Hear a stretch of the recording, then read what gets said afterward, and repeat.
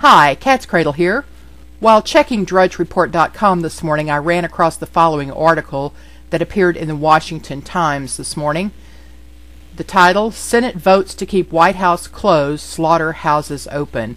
It begins, Senators voted Wednesday to make the first significant changes to the budget sequesters, shifting money to keep slaughterhouse inspectors on the job full-time, but refusing to rearrange money to reopen the White House for public tours.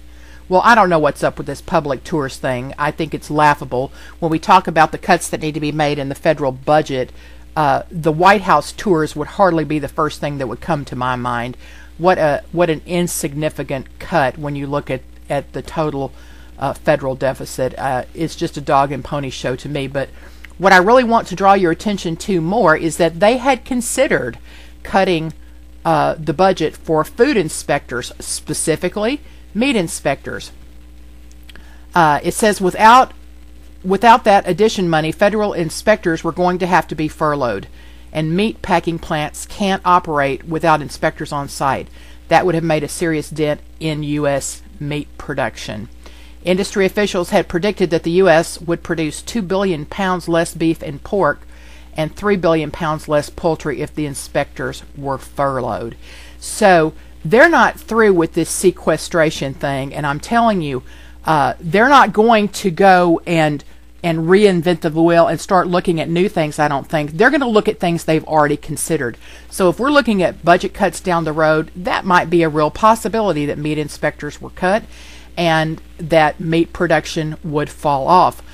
I've seen several videos this week that show people preppers canning meat. I think that is very, very wise. It's also seasonally a great thing to do because you can find good prices on meat right now. Plus, we're not into the season where we're canning up our garden produce, which keeps us so busy during the summer. So it's an excellent time to can meat and butter and that kind of thing. Let me read you just one more section of this. It was important that Congress act to prevent a potential crisis from developing in our nation's food supply, says Senator Christopher Coons, a Delaware Democrat. Backlogs in food inspections could result in the shutdown of processing facilities and send devastating ripple effects through rural communities and straight to the shelves of every market and grocery in the country. So for those of you who are canning meat and thinking that's a good idea, I do too. I'll post the link below, as I said. Check out the full story and leave your comments below. Until next time, this is katzcradul.